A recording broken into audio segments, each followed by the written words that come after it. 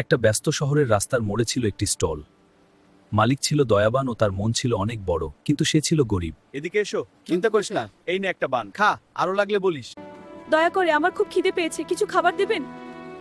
ইয়া, কিন্তু আমি না খেয়ে আছি, প্লিজ।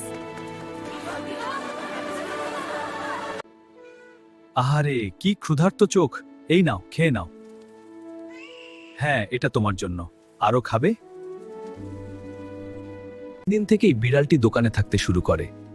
লোকটি তাকে নিজের সন্তানের মতো ভালোবাসত। খুব ভালো, তুমি পারবে। আজ থেকে আমি এই দোকান চালিয়ে অনেক বড় হব এবং গরিব লোকদের খাওয়াবো।